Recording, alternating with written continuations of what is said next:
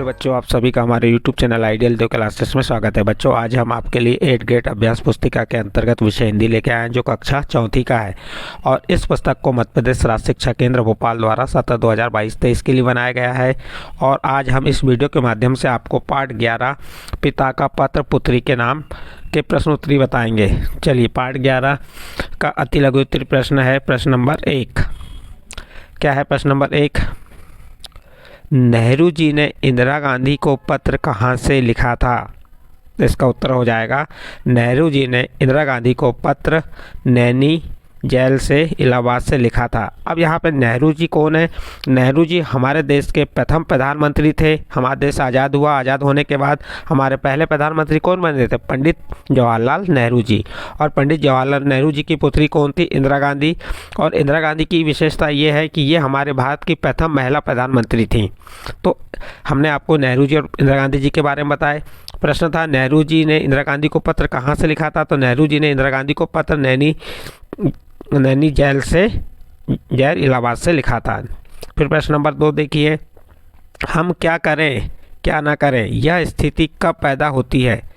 जब संदेह में पड़ते हैं, उस समय क्या करें और क्या ना करें की स्थिति पैदा होती है। तो बच्चों, इस प्रकार आपका प्रश्न नंबर 2 कंप्लीट होता है। इसके बाद प्रश्न नंबर 3 देखते हैं। प्रश्न नंबर 3 में क्या दिया हुआ है? प्रश्न नंबर 3 में कह रहा है, बताइए कि किस समय नेहरू जी ने ये पत्र लिखा, तब देश के हालात कैसे थे? प्रश्न क्या है? बताइए कि किस समय नेहरू जी ने ये पत्र लिखा, तब देश के हालात कैसे थे? उत्तर देखिए, नेहरू जी ने यह पत्र लिखा तब देश में अंग्रेज़ों के गुलामी के विरुद्ध स्वतंत्रता आंदोलन चलाया जा रहा था। तो इस प्रकार आपका प्रश्न नंबर 3 कंप्लीट हुआ। इसके बाद प्रश्न नंबर 4 देखते हैं। लघु उत्तरीय प्रश्न है। क्या कह रहा है इसमें? दिए गए वाक्यों में पुल्लिंग स्त्रीलिंग संज्ञा शब्दों को छांटकर लिखिए। ये आपको 6 वाक्य दिए हैं। 6 वाक्यों में से पुल्लिंग और स्त्रीलिंग शब्द छांटकर लिखना है। एक साइड पुल्लिंग लिख दीजिए, एक साइड स्त्रीलिंग। शेर जंगल में रहता है, तो शेर यहाँ पे क्या है? पुल्लिंग है, स्त्रीलिंग? शेर पुल्लिंग है, तो यहाँ पे पुल्लिंग के नीचे लिख दीजिए। फिर दूसरा, लोमड़ी चालाक होती है, तो ये क्या है? स्त्रीलिंग है, तो इसको स्त्रीलिंग के नीचे लिख दीजिए। मक्खी लालची होती है, तो ये स्त्रीलिंग है, तो स्त्रीलिंग के नीचे लिख दीजिए। हाथी क्या है आपका? पुल्लिंग, तो पुल्लिंग के नीचे लिखेंगे। मोहन क्या है? पुल्लिंग, तो इसे पुल्लिंग के नीचे लिख दिए। गीता स्त्रीलिंग। तो इस प्रकार आपको यहाँ पे पुल्लिंग और स्त्रीलिंग शब्द इन वाक्यों से छांट के लिखना था। तो इस प्रकार आपका प्रश्न नंबर 4 कंप्लीट होता है। नेक्स्ट अगला प्रश्न देखते हैं, प्रश्न नंबर 5। प्रश्न नंबर 5 में क्या है? प्रश्न है, आपके अनुसार बहादुर व्यक्ति कौन सी विशेषता होती है? आपके अनुसार बहादुर व्यक्ति में कौन सी विशेषताएं होती है? अपने शब्दों में लिखिए। उत्तर देखिए, हमारे अनुसार बहादुर व्यक्ति में निम्न विशेषताएं होती हैं। पहली, दृढ़ निश्चयी। बहादुर व्यक्ति कैसा होता है? दृढ़ निश्चयी होता है। दूसरा, साहसी होता है। तीसरा, संयमी होता है। तो इस प्रकार से हमने यहाँ पे 3 विशेषताएं लिख के बताए किसकी? बहादुर व्यक्ति की।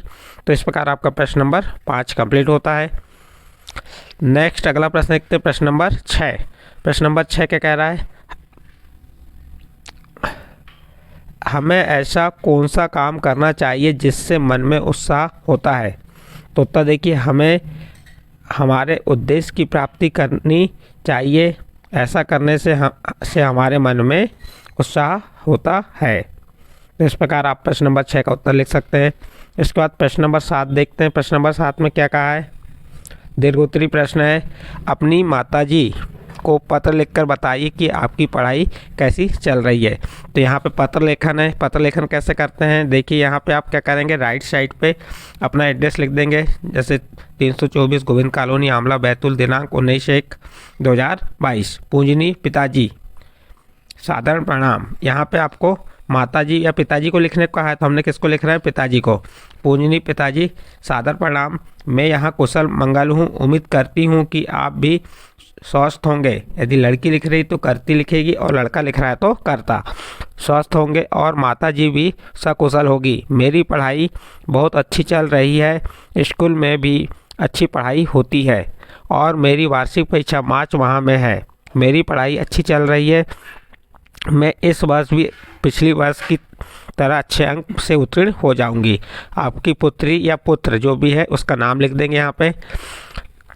इस प्रकार बच्चों आपका ये प्रश्न नंबर 7 कंप्लीट होता है, जिसमें पत्र लेखन करना था। पत्र लेखन कैसे लिखते हैं उसके बारे में बताया। इसके बाद आपका मूल्यांकन 9 आता है। मूल्यांकन 9 में अति लघु उत्तरीय प्रश्न है। इसका प्रश्न नंबर 1 क्या है? उपहार और बहादुर शब्दों का वाक्यों में प्रयोग कीजिए। जो उपहार शब्द है और बहादुर शब्द है, इससे आपको वाक्य का प्रयोग कैसे करना है आप अपने आधार पर कर सकते हैं। यहाँ हमने आपको बताया, देखिए उपहार, मेरे पिताजी मेरे जन्मदिन पर उपहार के रूप में मोबाइल लाए। और दूसरा वाक्य बहादुर के लिए क्या बनेगा? भारत की सेवा के लिए तुम बहादुर सिपाही बनो। तो इस प्रकार से आप यहाँ पे उपहार और बहादुर पे एक एक वाक्य बना के बता सकते हैं। नेक्स्ट अगला प्रश्न देखिए, प्रश्न नंबर 2 लघु उत्तरीय प्रश्न है मूल्यांकन का। प्रश्न नंबर 2 क्या कह रहा है? इंदिरा गांधी किससे प्रभावित थी? प्रश्न क्या है? इंदिरा गांधी किससे प्रभावित थी?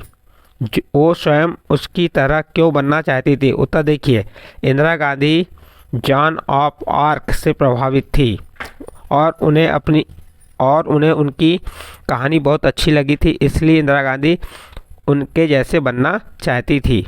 नेक्स्ट अगला प्रश्न देखते हैं। प्रश्न दीर्घोत्तरीय प्रश्न है। प्रश्न नंबर 3 क्या कह रहा है? नीचे दिए गए खाली स्थान को भरकर आवेदन पूरा करें।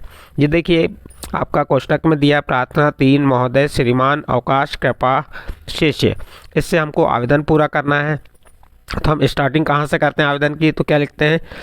ये खाली स्थान प्रधान अध्यापक महोदय, तो श्रीमान प्रधान अध्यापक महोदय, तो यहाँ से क्या आ जाएगा? श्रीमान। शासकीय प्राथमिक विद्यालय, जो आपका विद्यालय उसका नाम लिख देंगे और जिला आपका जो जिला है वह लिख देंगे।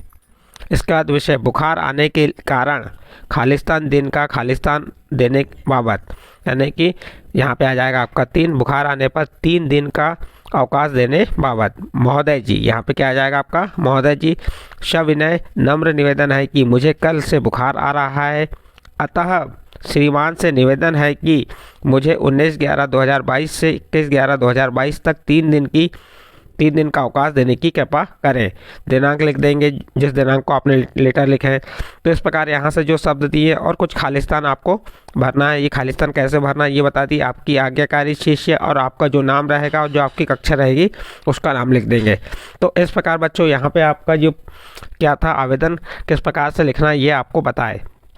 इस प्रकार इस आवेदन के साथ आपका मूल्यांकन और पार्ट यहाँ पे कंप्लीट होता है। कौन सा पार्ट था? पार्ट 11 पिता का पत्र पुत्री के नाम।